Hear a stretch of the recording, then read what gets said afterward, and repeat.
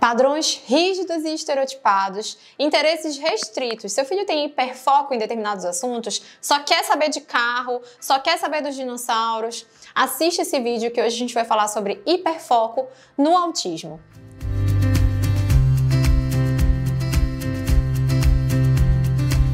Oi pessoal, tudo bem? No vídeo de hoje a gente vai falar sobre hiperfoco, assuntos e interesses restritos e estereotipados, uma característica muito presente dentro do transtorno do espectro autista. Muitas crianças e adolescentes que estão dentro do espectro parece que têm um interesse específico sobre um determinado assunto. Por exemplo, eu atendo criança que tem hiperfoco em carros, então eles sabem todas as marcas de carros, falam tudo sobre carros todos os anos, todos os mínimos detalhes que tem dentro de cada tipo de carro. E tem muita dificuldade de ampliar esse repertório e esse interesse, da variação para outros assuntos, sair daquele hiperfoco. Isso é uma característica comum. A gente sabe que critério diagnóstico para o transtorno do espectro autista é interesses restritos e estereotipados, além do déficit de comunicação social. Então, isso é o que traz o manual de psiquiatria quando a gente fecha um diagnóstico de transtorno do espectro autista, Quando o médico vai lá e conclui o diagnóstico com base nos relatórios da equipe multi. Mas então, o que a gente pode fazer, para ampliar esse assunto, para ampliar essa vontade de realmente saber sobre variadas coisas? Primeiro, a gente precisa entender que as pessoas que estão dentro do espectro autista, elas têm muita dificuldade de flexibilizar pensamentos, flexibilizar comportamentos. Isso é uma área do nosso cérebro, é uma habilidade do nosso cérebro, localizada no lobo frontal, nessa parte aqui, onde a gente consegue pensar de forma diferente do padrão. Então, por exemplo, a gente consegue e é capaz de ajustar os nossos comportamentos quando a gente sai da rotina, sabe? Então a gente sabe toda a nossa rotina do dia, mas de repente aconteceu alguma coisa e a gente precisa pensar diferente, mudar a estratégia do que a gente está fazendo.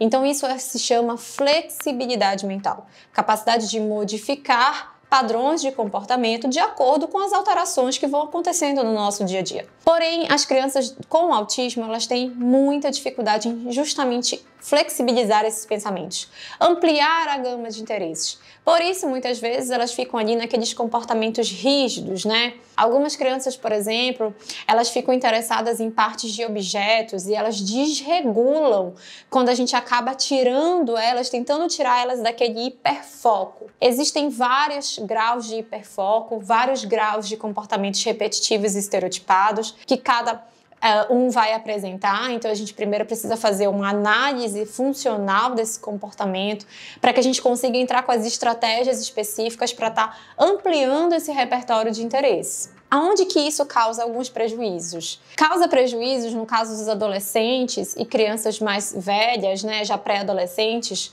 na interação social. Imagina só você falando sobre um determinado assunto, só falando de, por exemplo, um videogame X, um jogo que é X, e eles falam muito, repetidamente. E como existe uma dificuldade no que a gente chama de teoria da mente, na dificuldade de empreender estados mentais, entender se o outro está gostando do assunto que eu estou falando aqui, se para o outro está sendo interessante esse papo, muitas vezes se deixar, ele vai embora, então ele vai ficar o dia inteiro falando sobre aquele assunto específico, sem entender se para o outro está sendo legal esse assunto. E isso acaba limitando e interferindo nessa interação social, nessa comunicação social de forma assertiva e efetiva. Então esse é um grande problema. Como que a gente vai ampliar esse repertório de interesses? A gente vai deixar de trabalhar com aquilo que a criança gosta? A gente vai deixar do adolescente não ver, vai fazer com que o adolescente não possa mais assistir aquele filme ou aquele jogo que ele tanto gosta? Não, a gente não vai fazer dessa forma. Mas a gente vai tentar dar variação para esse interesse. Então vamos lá, por exemplo, uma criança que tem hiperfoco em letras e números, está lá montando quebra-cabeça, hiperfocada, com muita dificuldade de dar variação. A gente pode entrar com um brincar funcional naquele momento. Então a gente pode pegar a letra do quebra-cabeça e fingir que a letra vai bater na porta. Olha só, fulana, chegou a letra G. Toque, toque, toque, toque. Oi, G, dá oi pro G. O que a gente pode fazer com G? Então dessa dessa forma, a gente entra com brincar já de faz de conta, imaginativo, dando variação, e a gente consegue tirar essa criança desse hiperfoco ali naquele número, naquela letra. Uma outra variação, no caso dos adolescentes com hiperfoco em assuntos, por exemplo, eu atendi um adolescente que ele tinha hiperfoco em realizar máscaras de super-heróis. Então ele fazia do Homem-Aranha, ele fazia do Homem de Ferro, só que ele ficava muito tempo nesse hiperfoco. Então a gente pode fazer o quê? A gente pode propor formas dessa criança realizar apenas uma vez ao dia aquela máscara e depois a gente dá uma outra variação. Então a gente usar essa máscara como reforçador de novas habilidades e novos comportamentos. Ou a gente pode trazer isso para um grupo, né, de habilidades onde cada criança pode trazer um interesse diferente naquele grupo, e aí ele poder compartilhar do interesse que ele gosta, mas também do interesse do meio social, dos outros adolescentes, dos outros pré-adolescentes que também estão ali.